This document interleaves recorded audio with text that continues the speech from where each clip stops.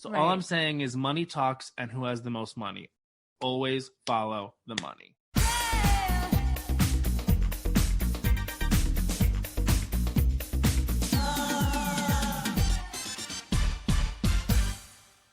All right, guys, I am very excited for this one. This guy is a huge Housewives fan. You definitely know him from Fire Island, and he hosts an incredible podcast with Bowen Yang from SNL.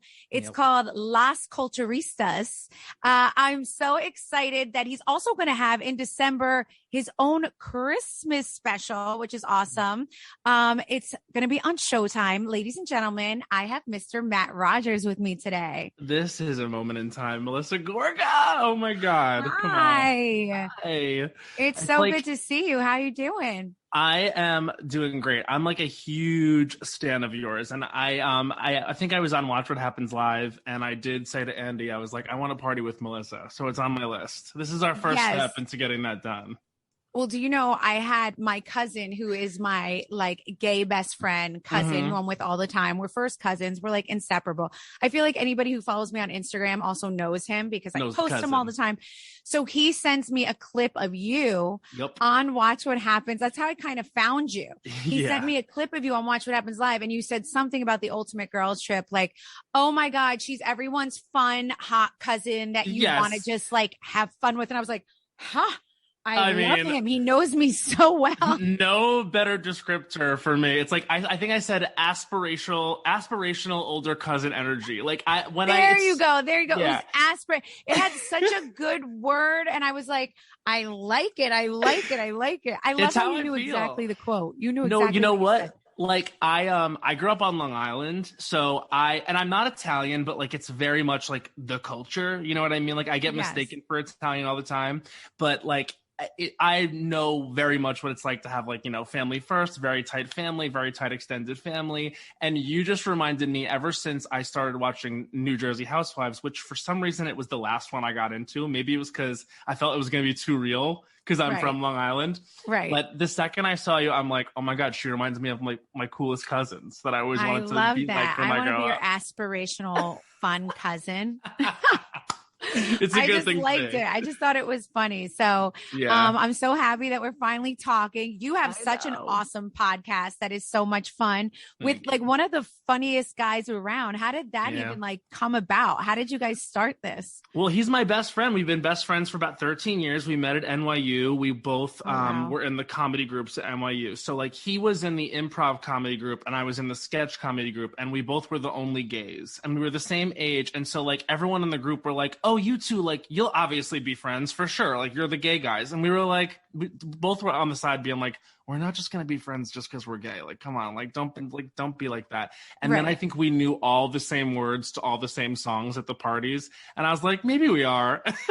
And so ever since then, it was just like inseparable. We have this like ability to make each other laugh, kind of like no one else. And we started the podcast just because we thought it was a fun dynamic, truly thinking no one would ever listen to it. You know what I mean? This is like 2016, like when podcasts were definitely a thing, but not everyone. They were breaking through still. Yeah. Right? Yeah. And I was still like, what is it? You know, I was not a podcast person. I didn't really listen to them too much. And then once we started, it was true like word of mouth, and then it built a following, and now it's a thing, and it's been almost 7 years. So yeah. And pretty since amazing. then, like, we both started to work. He's obviously on SNL. You know, I'm doing my thing. I have my special. I'm on this show on Showtime, and you know, it's cool. We got to do the movie together, Fire Island. It was.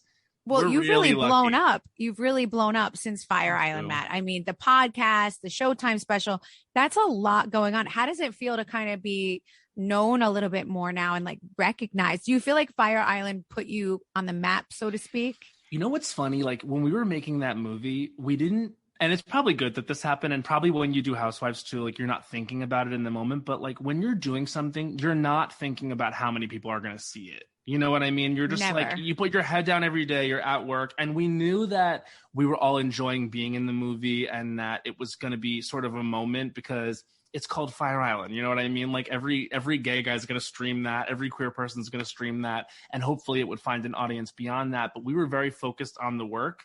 So when that came out later or earlier this year, it came out in June. And also I have a show on Showtime called I Love That For You with Molly Shannon and Vanessa Bayer that was coming out at the same time.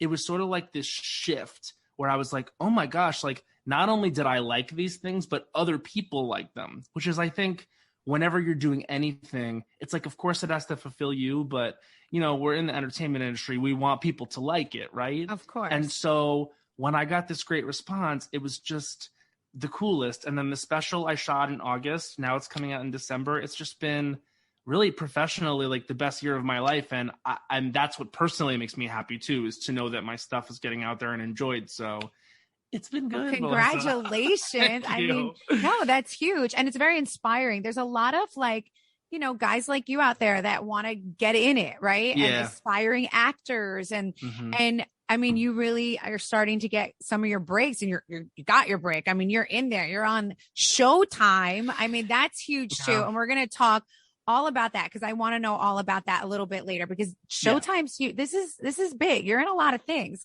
Yeah. I mean, I know, it's just wild. Yeah. And Fire Island, it was a huge phenomenon, obviously, in the gay community. It's funny because I feel like so is Housewives, right? Like, why is that? Why is that Bravo is like so huge in the gay community? Will you tell me Honestly, why? I think it's because like we just love, like, I know what I've gravitated towards since I was younger is just like the strong women in my life. Like, honestly, because I think that like as queer people, we really want to find a way to express ourselves. But there's really, when I was growing up anyway, there was no one to look up to in my life that was like gay, like confident, strong, you know, but also had the same interests as me. Like I didn't see that behavior modeled. And so like in terms of what my interests are, it's really just watching people against all odds, like make stuff happen for themselves. And I also think, especially with Housewives, when you're growing up and you're not really comfortable with yourself, not comfortable voicing your opinion, I'm personally inspired by people who really say what they think and they're willing to get into conflict about it, because actually, and this has been true pretty much my entire life, conflict actually like breeds resolution, which actually makes everyone better most of the time. I'm not going to say that the gays don't love mess and that's not why they love Housewives. Clearly that's true too. But what I like about it is when I watch a season of Housewives and I've like absorbed it, I actually think I get better at knowing how to express myself because of either watching a housewife where I'm like, well, I would never say it like that. Right. Which happens with some of the people on your cast. And then other people where I'm like, I see myself in that. You know what I mean? Like, I understand this. And so it's almost just like watching like a social chess game in a way, with also like, you know, cool locations and fashions and mess. So it's I love that. Fun. You're basically saying you love women who speak their minds and are not, and also approach fixing things at the same time, right? Yeah. And like I said, I'm from Long Island, so watching Jersey was like a real one-to-one for me. We're the same, by the way. Long Island and New Jersey, I will say. It really is so similar. Very, very similar. I won't say New York and New Jersey, but Long Island and New Jersey, so similar. Like anytime I do anything out on Long Island, they are like, they come out. I mean, they are the best. They are, you know, I love them. Did you ever go to like Fire Island? Similar. Did you ever party in Fire Island? No. So my cousin goes to Fire Island. Yeah. I have never been because I'm far. I do like the Hamptons and stuff like that, but I need to go, right? Is it like, there's no cars on the island? No, there's no cars. And so basically it's like, you got to take the ferry out. And the thing about Fire Island too, is like, everyone thinks it's like the Pines and Cherry Grove, which are like the gay spots, but there's like Ocean Beach, Ocean Bay Park, where it's like, I actually grew up thinking of Fire Island as a place where like families went and like, you know, honestly, like straight people went. Like I never thought of it as this like gay destination until I was in my 20s and everyone was going and I was more comfortable with myself to go. Right. So it's really like, if you're from the South Shore of Long Island, like I am, like that's where you go. Like, and I couldn't afford the Hamptons when I was younger. You know, I wasn't really going to like the North Shore. But no, like the beaches on Long Island too are crazy as hell. Like, you know, from being on the Jersey Shore, but like, I know, but listen, we get the best of both worlds. I'm lucky to be able to be in the city in 20 minutes. I can also go down the shore or to the Hamptons in like 2 hours, hour and a half. So for me, and then I get the backyard also, right? So I get the house, the backyard. So for me, I think Jersey's such a score. Yeah. I honestly do. When anyone says like, you're not in New York, I'm like, no, because I can be in New York in 20 minutes and then I get to go home to my like big backyard, which, I have 3 kids, obviously. So Yeah. I'm happy there, but I feel like Long Island's very similar. You get the same vibe over there. Definitely. And I also think New Jersey and Long Island are both similar in that on face value, I actually think we get a weird rap. You know what I mean? Like, I think people think like, oh, Jersey, that means something about you. Long Island, that means something about you. But the fact is, like, while I mean, I don't agree with everything that goes down, you know what I mean? Like, I definitely go back, and what I'm reminded of is it's family first. It really is beautiful. Like, that's another reason to go to Fire Island. Unless you sit like on the bay side and you just look out, it's like truly great. But like, really, really nice place to raise a family and definitely to grow up. Like, I really am proud to be from there. I mean, sometimes I make jokes and stuff, but I'm sure everyone does. You gotta have a sense of humor. But I'm super like proud of where I come from. My parents are still there. Are they? Yeah. Good. See, this is why I like you. I can feel your energy. I can tell you're one of us. I can. That's what I'm saying, because, and this is what I mean. It's like, I don't know why Jersey was my last one. Like I said, like I got COVID earlier in the year, and that's when I was like, all right, I'm sitting down and watching Jersey. And it was you I gravitated towards, and also Dolores. Dolores reminds me of all my mom's best friends, like that, like, and I don't even mean like mom age. What I mean is like, when I was growing up, like those were her girls, like girls just like Dolores, like that talk like that. Listen to my accent popping out now, but you know what I mean? Like, Dolores is such a vibe. She is. She's salt of the earth too. Her and I, It's funny. A lot of people do connect us together, Dolores and I. Like, if you're a Melissa fan, then you're a Dolores fan usually, because we have the same kind of like easygoing, like fun-loving vibe, which is so funny. And she brings a little bit more of the Jersey, I would say, than I do when it comes to like her accent and her talk and all of that. Yeah. But which is fun, which makes her perfect, right? Which makes her Dolores. You have been watching. Have you watched all the seasons from like beginning to end? Everything. And honestly, like, it's such a ride, Jersey, because like it's and like what I love about Jersey is that something is always happening. You know what I mean? You can't say that about some of these other franchises, not naming any names, Beverly Hills, but they will sort of sit on one topic for like 6 to 7 episodes. And I'm like, at least with Jersey, I mean, like, it feels like every episode is a Marvel movie. It's like every episode, so much stuff happens. We get over things quickly so we can get into something else quickly. Beverly Hills is like Crystal being like, did Sutton say something dark? And we talk about it for episodes, weeks. And I'm like, see, if this was Jersey, this would already be put to bed. Margaret would have put it to sleep and started arguing about the next thing already. 100%. You know what happens in Jersey? We authentically really have a lot to argue about. That's the problem. And that's the problem. And it's also the gift, right? So it's like, there's just so much to say in real time. I mean, when you think of Jersey, and I know now we have Margaret and we have like, we do have Dolores and we have the other cast members that are here now. Do you look at Jersey still as like the family show?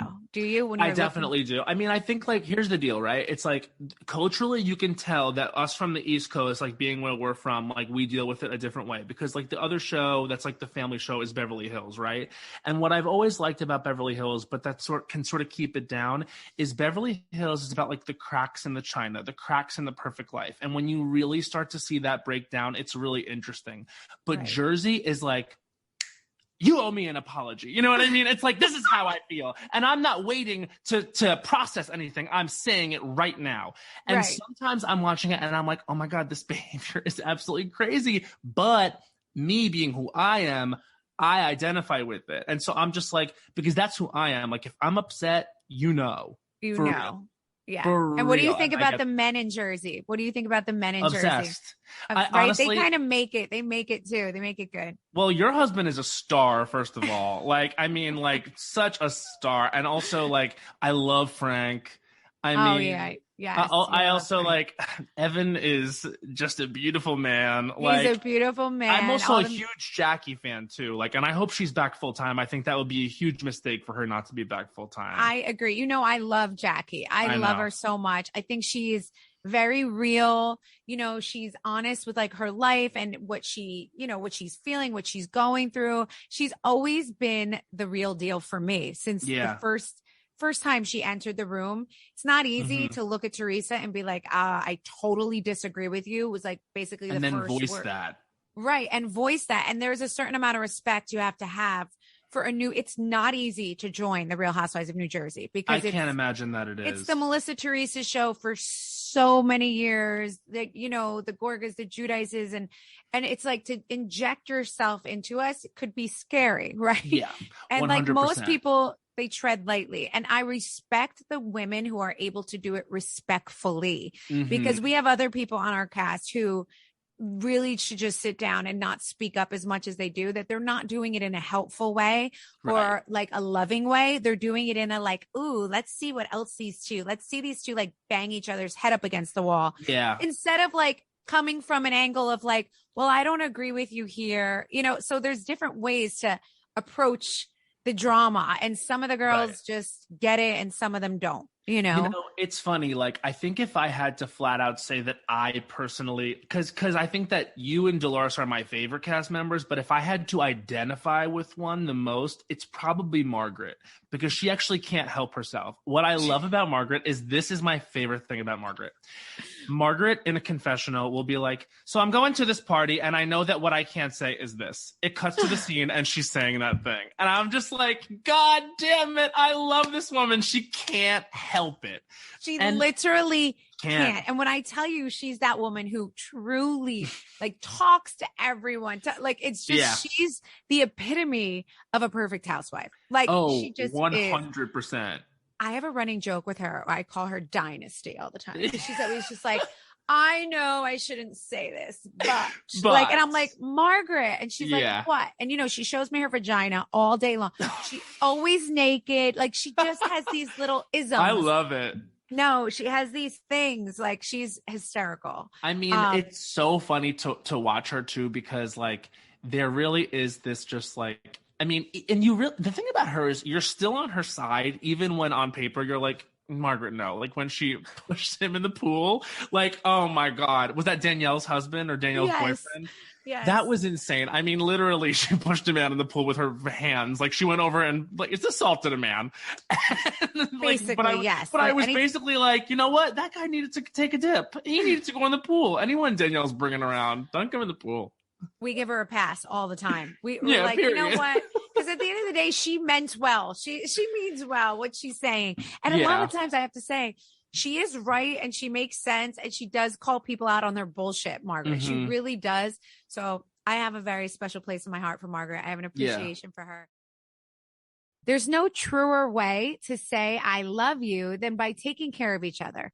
That's why this year, the gift of health is all you need. And with Everlywell, you can find more than 30 at-home lab tests, vitamins, supplements, and more for every person on your whole holiday list. Everlywell is digital healthcare designed for you with personalized results and accessible tools for long-term health. With over 30 at-home lab tests and high-quality vitamins and supplements, you'll be able to find the perfect test for you or your loved one. Here's how it works. Everlywell ships products straight to you or your loved one with everything needed in one package. If you ordered an at-home lab test, the sample can simply be collected at home and shipped back to a certified lab in a prepaid envelope included with the test. Digital physician-reviewed results are sent straight to your preferred device in just days. It's so simple, guys. Over 1 million people have trusted Everlywell to support their health and wellness goals. And now you can help your loved ones do the same. Trust me, I know with the runaround, it's hard to find time to take care of yourself. And I found that Everlywell is the perfect way I can truly take care of myself with the little time that I actually do have. The gift of health has never been so easy to share than it is this holiday. For listeners of the show, Everlywell is offering a discount of 20% off of an at-home lab test at everlywell.com/Melissa. That's everlywell.com/Melissa for 20% off your next at-home lab test. everlywell.com/Melissa. And remember, everybody, I always say, treat yourself. What's the first thing you do when you wake up? Is it checking up on your credit score? I mean, I don't think so. At Chime, that's exactly what they do. With their secured Chime Credit Builder Visa credit card, you can start to build credit with your own money. Chime reports your payments to credit bureaus to help you build credit over time. Their members see an increase of 30 points on average. I mean, 30 points. It took me 10 years to get 30 points. All of this is with no annual fees, no large security deposits, or credit checks to apply. So start your credit journey with Chime. Sign up takes only 2 minutes and it doesn't affect your credit score at all. Get started at chime.com/Melissa. That's chime.com/Melissa. The Chime Credit Builder Visa credit card is issued by Stride Bank, N.A. pursuant to a license from Visa USA. Chime checking account and $200 qualifying direct deposit required to apply for the secured Chime Credit Builder Visa credit card. Regular on-time payment history can have a positive impact on your credit score. Impact to score may vary, and some user scores may not improve. Out-of-network ATM withdrawal fees apply except at MoneyPass ATM in a 7-Eleven location and at any Allpoint or Visa Plus Alliance ATM. I'm wondering, how are you feeling about the new season airing? Because I know you probably feel a certain type of way about how it all went, but how do you feel about its airing? Because probably, I mean, you don't know how it's going to be edited. You don't know if they're going to take a quote unquote side, and you never know what the hell's going to happen. But what's your status right now with that? You know what? We wrapped filming and then we're going to air, I think our air date, it's usually the beginning of the year. So right after Christmas, sometime after that we'll air. I do always think about because for me this season particularly, I think I changed my tune a little bit to what you're normally used to seeing Melissa do and say. And a lot of that just comes from being completely fed up, tired, and just exhausted. And also hitting an age and a success in my life where I'm like, you know what? I am very happy. And I have A, B, C, and D, and Joe, and Antonia, and Gino, and Joey, and life, and businesses, and success. And guess what? I don't feeling like all the toxic around me anymore. And it's different for me. It's very different for me. It's also very scary for me because I always have this piece about me that wants to put my best foot no matter what. Even if you bring me down, I'm like, but you didn't mean that, right? You want to fix this, right? And that's always truly deep down who I am. And I feel like I lost that a little bit this season that you're going to watch. You're going to definitely see me give less Fs. I'm not interested. And I think it's going to be, and it's scary for me, right? Because I don't know how I'm going to look. I don't know if I'm going to regret that. But what I will say is that those were my true feelings. Yeah. So you can't really regret how I truly believed in everything I said in this upcoming season. I really stand behind it. Although I feel I might regret it or watch it and say, geez, Melissa, but it was so real to how I really felt. But that's what happens, though, when I feel like you have to curb the way that you actually feel for so long because someone else's ego is so big. And this is not me naming names or whatever, but people can intuit what they want. All I'll say is if I had someone in my life that constantly gave me ultimatums, that's a red flag for me. Stop telling me what to do. Stop telling me what to talk about, who to talk to, who to align with, what I should be feeling. I feel you are constantly expected to hit a bar that Teresa is knowing that one day you won't be able to meet. And unfortunately, and I see it very clearly. I'm publicly on the record of saying that I believe that Teresa, she often stops the fun on Jersey because she comes in and it has to be whatever her rules are. And I've gotten so irritated every time I watch an episode and you have to leave an event because she's leaving, or something has to stop because she says so. And I'm like, there's never a good enough reason for it, to the point where I, as a viewer, am as fed up as you are as a cast member, I think. So I can't wait to see it. Yeah, well, then you're really going to love this next season. And you had it. Good for you, Matt, but I appreciate you saying that. And you know what? I know what you're talking about is I'm never going to hit that bar, or I'll never be good enough almost, or whatever. However many times I back you up and walk out of the room with you, even when I don't agree with you. It's never enough. I can't win. But the ultimatums, Matt, you make a great point. Because at one point, it's like with certain people, it's guilty by association or association by guilt. Right, which means that you have nowhere to go, because when someone gives you an ultimatum, it just puts fear in you, right? And so that means you're unable to actually stay true to yourself, because there's something else that you have to contend with, which is like a threat. That's what an ultimatum is. It's a threat. If you do this, I'm going to do this. And it's never good for you. And then it hangs over your head, and then you don't say what you really feel inside. So that's always an issue.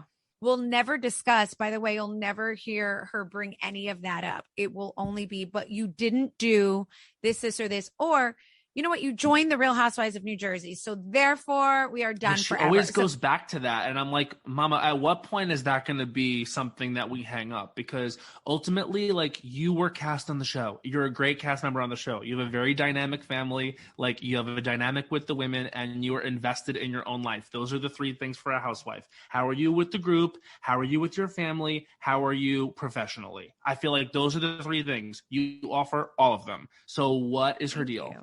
Thank you. Yeah, it's frustrating. I don't know. I think you're gonna love this next season. I'm excited. I mean, look, you and I are gonna talk after you watch this again. I'll DM you. I'll be like, girl. I would love to know your thoughts. But going off of everything you just said, I push that under the rug a lot, and I would keep trying to hit whatever it is that I'm supposed to be hitting because I'm supposed to.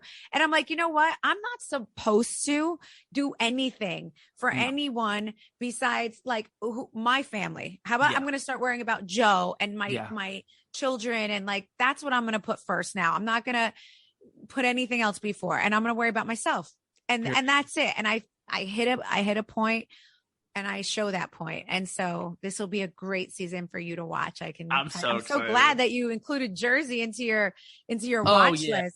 I'm telling you, I think it was just like, I just didn't want to be triggered by watching like people who looked like people I actually grew up with and loved argue in that way, because I also had heard how intense it gets between your families. And that breaks my heart. Like, I really don't like watching that up and down, but then again, I guess I do.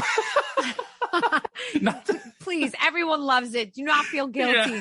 Everyone loves to watch it. They also love to root for us. Do you know what I'm saying? So it's like it's a very good mix of like, you know, it is what it is. And also, I want to say I genuinely root for you both too, because I have rooted for Teresa many times individually through over the years. Like, obviously never in regards to you guys in conflict, but her as a person, I desperately want to be happy. I really want the best for her, but it's just like at a certain point, you got to make a call. Right.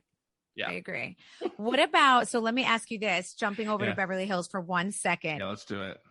Are you like, so the Kathy, Kyle, Lisa Rinna, the whole situation, it's crazy.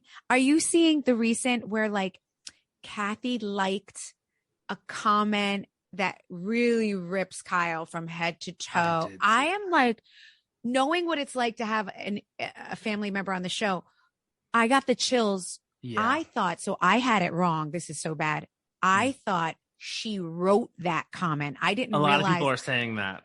So I showed my girlfriend. I was like, oh my God, these shows, like, I don't know. Because it's vile. I was like stressed about it for Kyle as well. Like, just because I was like, wow. And then my friend's like, no. She liked that comment. And I was like, okay, that makes it a little different, not much different, but a little different. Right? Can you imagine hitting like on that comment though? Like, I know that she's not good at social media. Like, that's Kathy's whole thing. Like, oh, I thought it was a DM, but it's a comment. But I'm sorry. But if you click a heart next to something that says that, we know your intention. That was right. And I guess like, because Kathy is like the fan favorite and she's so goofy and we love her, and how fun is it to see Kathy Hilton, you know, the hunky dory, etc., the fan, whatever. Right. I just think there's something there with the two of them where they're just, neither of them want to make concessions. Because I think it's two things. One, I think Kathy speaks to Kyle crazy. I mean, like her acting like that in Aspen, like if that's really the way that their relationship is, that's wild. On the other hand, though, I will say this. Kyle has a tendency to center herself in everything. She says me more than anyone I've seen on Housewives. She really is. Guys, this is only bad for me. Like, I have to deal with it. Me.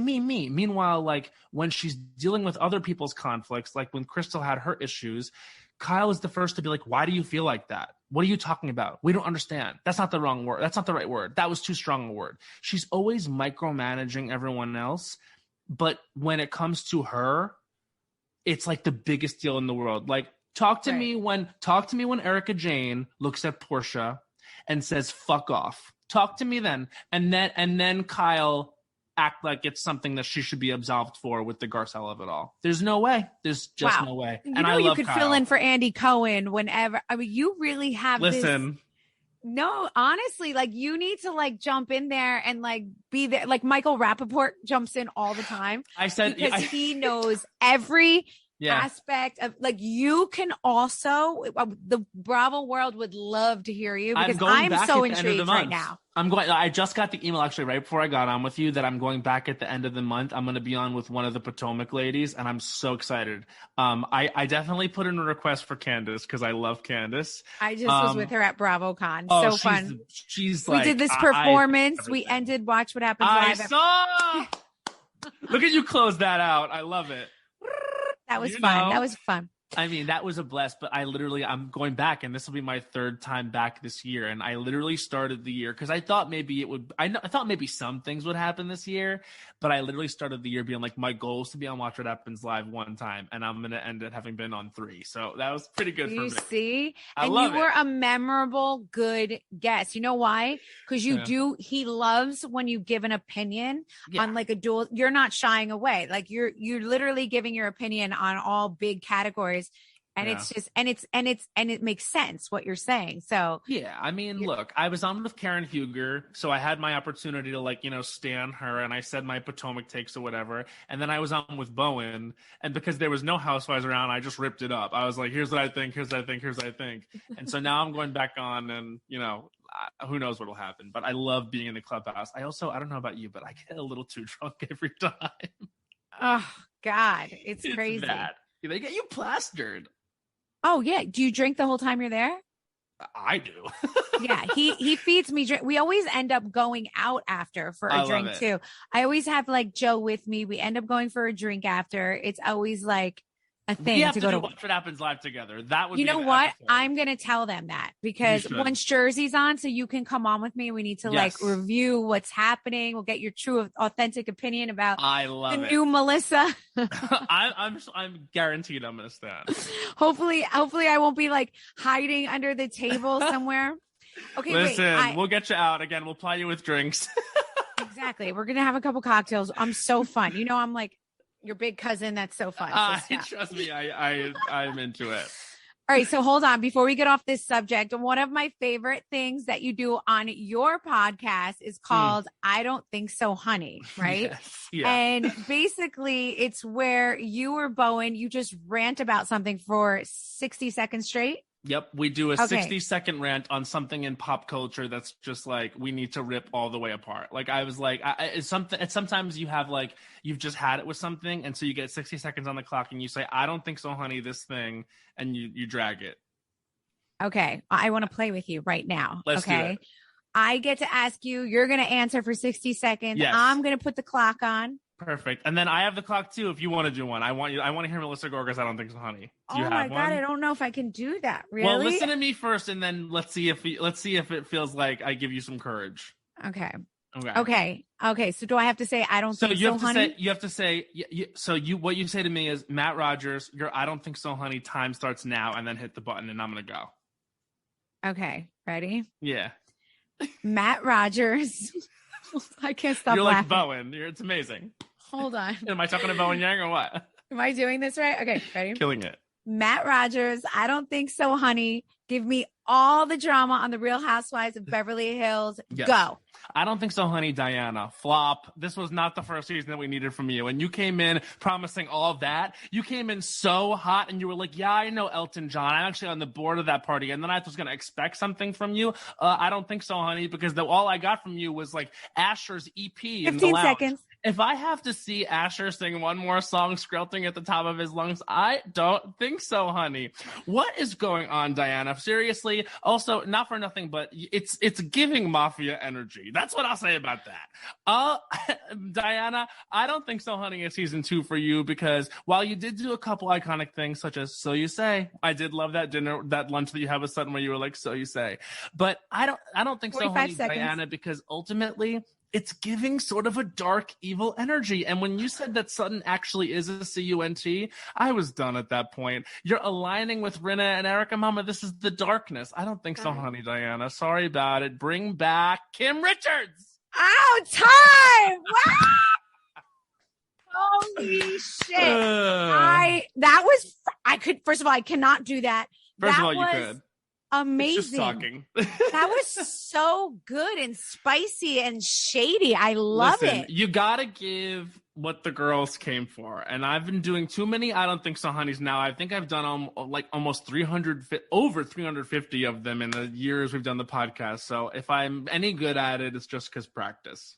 That was that was like ridiculous. I was like, oh my God, I don't want to interrupt him to tell him how many seconds he has left because I don't want to ruin his train of thought. Am I supposed to do that? So yes, you did it perfectly. What I do is I do 30 seconds and then 15 seconds left and then I say 5 and then it's over. But you intuited it perfectly. Well, I'm a newbie here. I'm just trying it out, No, you killed it. You crushed. I will say I didn't even mention the bots.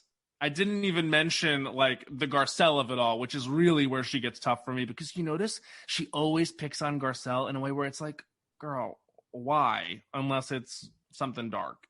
Wait, can we talk about the bots for a second, please? Can you believe that like there's bots?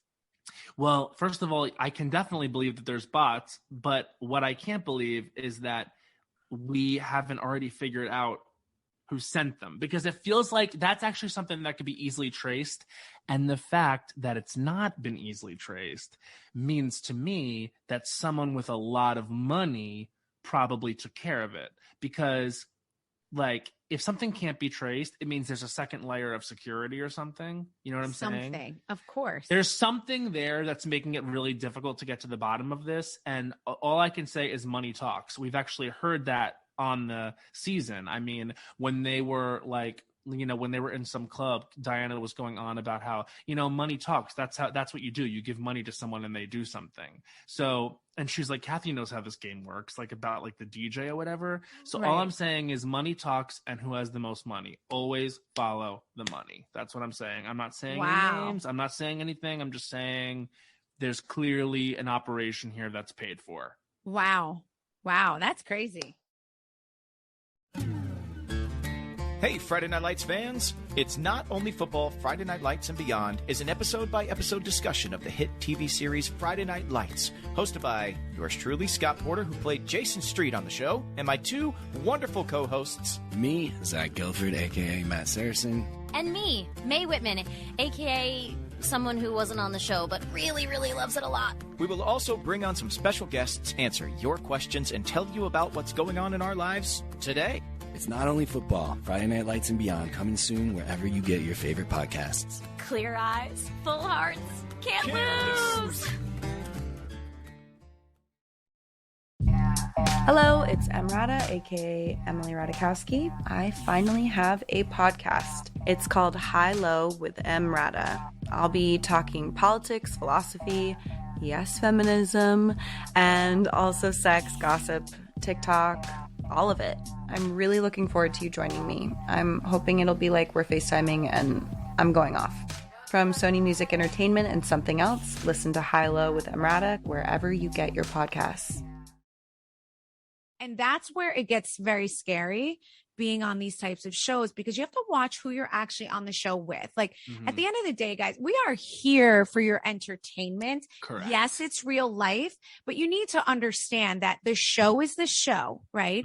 And then when we go home, you need to enjoy your family and your friends. And like, unless we're truly friends together, you need to leave it at the door, right? Yeah. And some of these women cannot do it. It's the need to win. And I honestly feel it's their own miserable situations going on that they want to push misery on. You know what? I always say this: hurt people hurt people.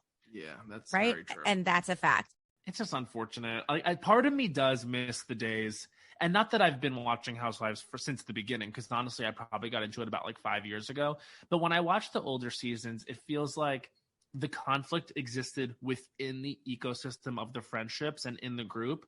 Whereas now it's like, you said this on social media after the show, or there were bots, or this happened at BravoCon, or this happened backstage, etc. And that's not fun because we, the audience, are not seeing it.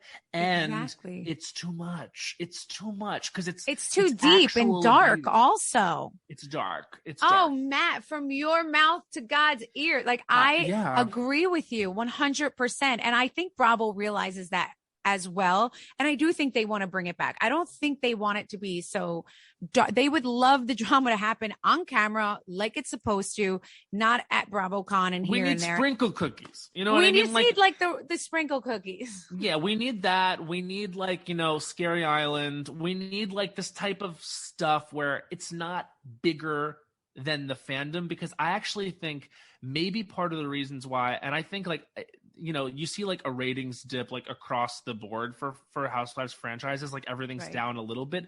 Maybe it's because a lot of people at home who watch these shows like don't understand what a bot is. You know what I mean? They don't get the social media element of it. It's like they can't watch that and say, well, I agree with her for this reason because I had something similar happen with my sister or my friend, because they can't relate to bots. Like, who can relate to that? That's not There's like a nothing very relatable about person. It. Right. And it's not content for the show. It's literally not happening on the show. I mean, there were things in the Beverly Hills season this year that were not discussed on the reunion, but the bots got like 20 minutes. Oh, yeah. Exactly. Which was frustrating for a lot of the viewers. I know that too. For sure. I know.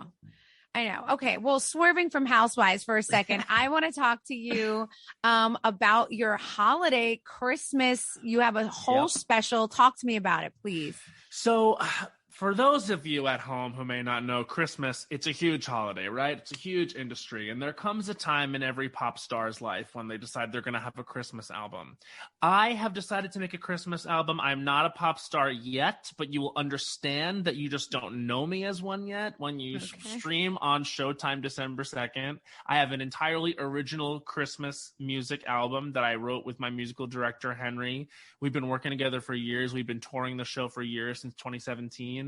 And this is like it in its fully finished form. It's going to be on Showtime. I have like a really great relationship with them because I'm on a series on Showtime called I Love That For You, which I mentioned earlier with Vanessa Bayer and Molly Shannon. And I love Molly Shannon, by the way. She's the best. I was just voice memoing with her because we're still waiting to find out if we got a second season of our show. Fingers crossed. But you will. She's the best, and she loves Housewives. Did you know she that? She does? Yes. Don't tell me that. I love Housewives. that. Does she watch Jersey? I'm sure she does. Oh my God. I love her. Just kiss her for me. I will. I'll give her. Honestly, she's so great. Vanessa Bayer loves Housewives. Like our whole cast loves Housewives. But the special is really cool because I feel like it's like a really unique opportunity to point to something and be like, this is exactly me. This is my sense of humor. This is like what I'm capable of. This is what I do.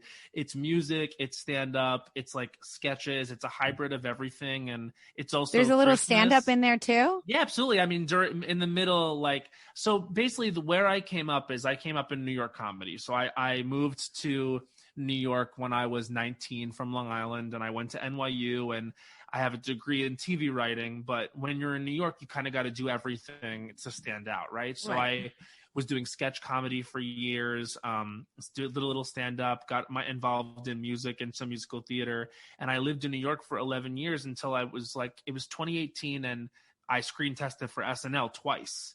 Wow. And so I got really, really close. And then they ended up casting Bowen, who's my best friend. Exactly. And so I was so happy for him, but I also knew like it was time for me to try something new. So then I moved to Los Angeles and I started working in this city. And it just so happened that I had this project, Have You Heard of Christmas, that I had done in New York for years. And I was like, all right, let's pitch it around town. Let's see if anyone wants to do it. And so now here it is, like this fully formed.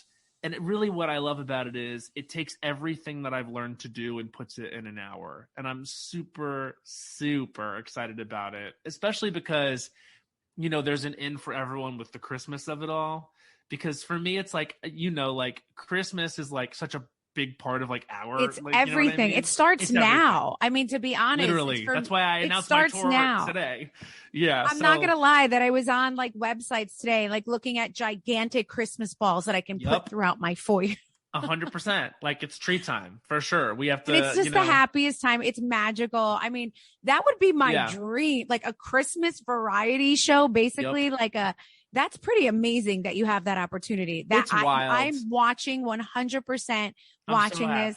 This is December 2nd on Showtime? December 2nd. It's going to stream on Showtime. It's also going to air that night. It's a Friday night. And what I like about it is that's coming out really early in December. So that means that people have a really long time to enjoy it. And the thing about my show too is like, of course you can watch it during Christmas, but you can watch it any time of the year because it's about Christmas for sure. And it does celebrate Christmas, but it also takes the piss out of Christmas a little bit because one thing I think is so funny about Christmas is that it's this huge like commercial time where everything is like expensive and on sale and it's Macy's and it's stuff. And it's like, I'm sorry, but my thing is not all these pop stars like Christmas. They're making a Christmas album so they can make money. And I actually thought that was funny.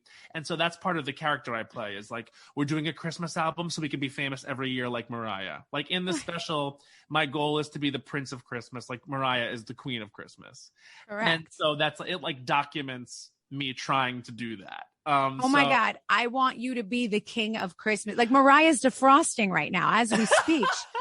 She's defrosting. We're waiting for her to defrost. I already have tickets to her show at Madison Square Garden. I go every year. It's my cousin's trip. See, this is why you want to be my cousin. You knew what you were saying. I knew. I knew. Me and my cousins go every single year to see Mariah. I'm going to come see you in Madison Square Garden one year for your Christmas special. I'm playing Town Hall on December 23rd in New York City. I'm just saying. Oh my God. Okay. Yeah. But that's awesome. You know what's funny about Mariah? She was my first concert ever at Madison Square Garden. Yeah, it was the Rainbow Tour. So this was 2000. I was 10, and it was just funny because like that was like Heartbreaker, you got the best of me, like which is still the best song ever. Keep on coming back excessively. And do you remember the video where she was Mariah and also Bianca, the dark-haired version? She was both. Yes. And so what I loved about the concert was I was 10 and like, getting my life because she would do a number and then like Bianca would come out like in sunglasses and like run around the stage and everyone in the whole Madison Square Garden was like, Bianca, there she is. Like, and the whole conceit of the concert was like, keep an eye out for Bianca. So I guess it was like some backup dancer, like dressed in like a dark wig, like running around. And it was just so great, man. Mariah, it's crazy that I'm going in a couple weeks. We still go see Mariah. It's like that's amazing. The thing, though, it's like you gotta go while you can to see these like legends. Legends. Like, what was one of the best things that ever happened was one year, like years ago, I think I was like 21, 22. My parents and I, my whole family, I have a younger sister too, Chelsea. We all went to LA for like a Hollywood like vacation. Like we're going to spend like a week there. And one of the best things that happened was we went to the Tonight Show, and it was I guess it was still hosted by Jay Leno at the time. And the musical guest was Aretha Franklin. And I'm telling you, like, to be able to say that I got to see Aretha Franklin sing live, unbelievable. That's crazy. Unbelievable. And I mean, that's like why, and ever since then, whenever someone's going out on tour, I always buy tickets if I like them. Like, you know what I mean? So I've seen all the girls, like, and I know it's because, this is like, especially with the pandemic, when all that stopped, you can't take anything for granted. Like live experiences like that, like when you see someone really do their thing, like you gotta go because it's fun. And also like, you gotta feel it around forever. They're just not. No, I know. It's so true. Oh my God. All right. Well, listen, Matt, this has been so much fun. I knew I was going to fall in love with you. I knew it. I'm going to have you back so often because we have such a good vibe together. I do love you to death. You're so awesome. Your opinions were so concise and clear. I really, really appreciated all of them. And I cannot wait for your next appearance on Watch What Happens Live. Yes, I think it's happening early December. So like it'll be because I'm in New York doing a bunch of stuff, and I literally just found out a little bit earlier that was one of them, and I was like, yes, okay, make sure you remember. Like DM me. I want to remember when you're on. I want to watch it. I'll see it. Yes. Okay, and speaking of early Decembers, listeners, be sure to check out this holiday special. It's called Have You Heard of Christmas? It's out on December 2nd on Showtime. Yes. And definitely subscribe to his podcast because, I mean, listen to him. He's hysterical. We have a fun time. Thank you so much, honey, for coming. You were amazing. Thank you for your time today. You've been awesome. This exceeded my wildest expectations. Oh, truly. good. I'm so glad. You were so much fun.